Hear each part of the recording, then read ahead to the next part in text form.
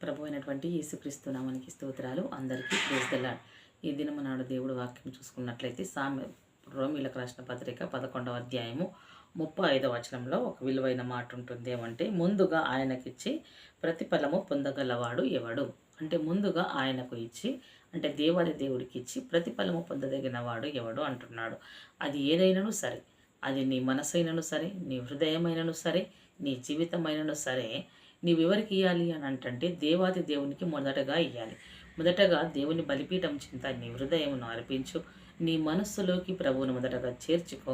నీ జీవితంలో తన చేతిలో పెట్టు. అప్పుడు దాని ప్రతిఫలము ఎంతగా ఉంటుందనంటే, దేవుడి చేతిలోకి నీ జీవితం వెళ్తే తనని చేశాడు కాబట్టి తన నీ జీవితాన్ని తనకు ఇష్టము వచ్చినట్లు అనగా నీకు గంతగా, తనకు మహిమకరంగా, సమాజంలో నిన్ను ఒక ఎచ్చైన వ్యక్తిగా దేవుడు చేయుటకు కోరుకుంటున్నాడు. ఎందుకో తెలుసా? ఆయన పోలికగా నేను చేసుకున్నాడు.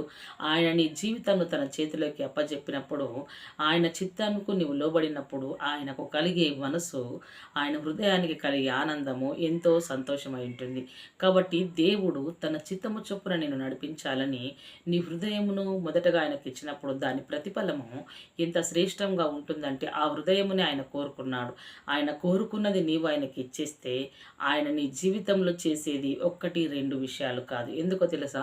మనము కూడా ఎవరి దగ్గరన్నా ఉన్నది మనకు ఇష్టమైనప్పుడు అది కోరుకుంటుంది ఇస్తే మనం ఎంతో ఆనందపడతాం. అదేవిధంగా దేవుడు చేసిన మనిషిని, దేవుడు అమర్చిన హృదయాన్ని మనము వ్యసనాలకు గురి కాకుండా దేవునికే అర్పిస్తే ఆ హృదయమే దేవుని ఇల్లు కాబట్టి దేవుడు అందులో పరిపాలన చేస్తాడు. దేవుడు అందులో నివాసం ఉంటాడు. ఆ హృదయమే దేవునికి ఆలయం కాబట్టి ఆయన అందులో ఉంటున్నప్పుడు ఆయన నిన్ను నడిపిస్తున్నప్పుడు ఆయన నీలోనే ఉన్నప్పుడు, నీ హృదయంలోనే ఉన్నప్పుడు నీకు ఏ సమయంలో ఏది కావాలి, ఏ సమయంలో ఏ అక్కర తీర్చాలి, నీవు సమాజంలో ఎలా ఉండాలి, సమాజం నీతో ఎలా ఉంటుంది అనేది పూర్తిగా ఆయన గమనిస్తున్నప్పుడు ఆయన నీ జీవితంలోకి వచ్చినప్పుడు ఇంకా ఒకటి అండగా వేరే ఒకటి నీకు కానీ దేవునికి కానీ కష్టతరంగా కలిగే ఏది జీవితాలలోకి రానివ్వదు.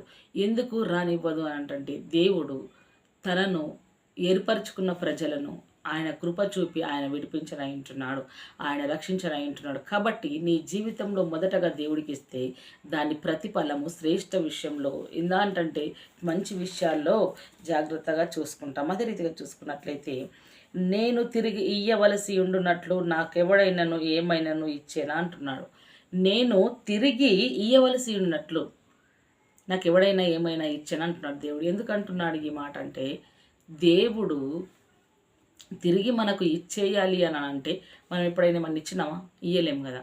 ఇచ్చి చూద్దాం హృదయాన్ని, మనస్సును, జీవితాన్ని దేవునికి ఇచ్చి చూద్దాం. ఇచ్చి చూస్తే తిరిగి ఆయన ఎలా ఇస్తాడు మరి కదా. ఆయనకి ఇచ్చి చూడాలంటే ఎలా అంటే సమర్పించుకోవాలి ఆయనకు.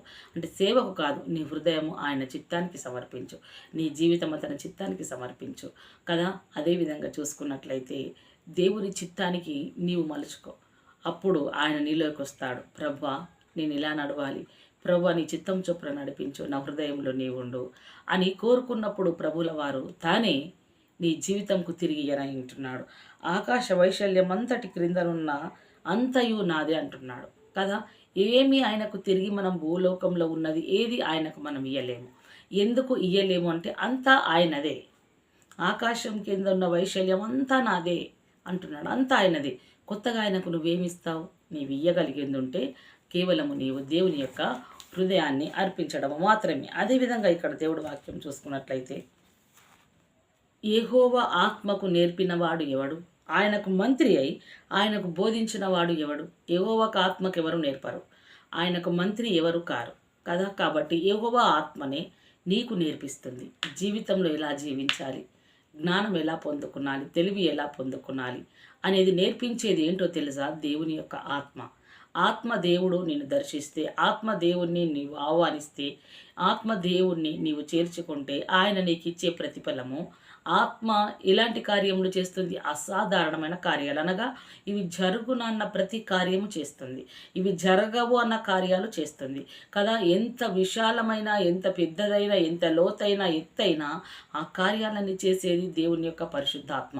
కాబట్టి ఆ ఆత్మకు ఇవ్వడము ఏమీ నేర్పలేము, ఆ ఆత్మే నీకు నేర్పిస్తుంది. ఎప్పుడు నీవు దేవునికి హృదయం ఇచ్చి ఆయనను చేర్చుకున్నప్పుడు. ఆయనను చేర్చుకో, పరిశుద్ధాత్మ దేవుడు నీ లోపలికి వస్తే నీ జీవితం అంతా దేవుడు ఫలభరితంగా మారుస్తాడు. కాబట్టి ఎవని యొద్ద ఆయన ఆలోచన అడగలేడు, ఎవని యొద్ద ఆయన వివేకము ఎవడు ఆయనకు వివేకం కలగజేయలేడు.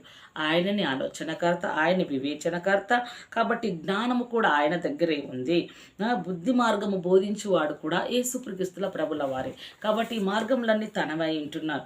అదేవిధంగా మనం చూసుకున్నట్లయితే దేవుడు మనుష్యులకు ఎలానట, మనుషులకు రుణస్థుడు అసలే కాదు. దేవుడు మనుషులకు రుణస్థుడు కాదు, కానీ ఎవరికి పాప విముక్తి, రక్షణ కానీ మరేది కానీ ఆయన బాకీ లేదు కదా. చూసుకున్నట్లయితే ఏది బాకీ లేడు. మనుషులతో ఆయన చేసే వ్యవహారాలన్నిటినీ ఆధారం చూసుకుంటే ఆయన కరుణ కృప మాత్రమే అందరి పట్ల. ఆయన మన పట్ల అవిధేయులే కాబట్టి అందరి పట్ల మనం ఆయన కరుణను చూస్తే, అన్ని చూస్తే ఆయన చేసిన దానికి మనం అవిధేయులుగానే ఉన్నాం. కాబట్టి ఆయన ఎవరికి కూడా జీవిత అవసరం అందకుండా ఆయన చేసుకోలేడు. చేసినప్పుడు కాదు, అందరినీ నరకానికి కూడా పంపించే న్యాయమైన అధికారం ఆయన దగ్గర ఉంది. ఎందుకో తెలుసా? అంటే మనము చేసేది అంతా దేవుడికి వ్యతిరేకమే, అవిధేయులమే కదా. కాబట్టి మనం చూపే అవిధేయత తనను ఎంత బాధ పెడుతుంది. ఆ బాధలో క్రీస్తు ప్రభుల వారు మనల్ని, ఆయనను క్షమిస్తున్నాడు, కరుణిస్తున్నాడు. ఆయన ఒకవేళ కరుణించక మనల్ని నరకానికి అప్పచెప్పటం కూడా న్యాయమే అని ఇక్కడ లోతుగా వెళ్తే మనకు అర్థమవుతుంది. కాబట్టి దేవుని చిత్తానికి లోబడి మనము ఆయనకు హృదయాన్ని అర్పించి ఆయన నుంచి ప్రతిఫలం పొందుకునేలాగా జీవించాలి. ఇటు మాటలు దేవుడు మన ఆత్మలతో దీవించి ఆశీర్వదించి ఫలింపజేయునుగాక. ఆమేన్. Praise the lord.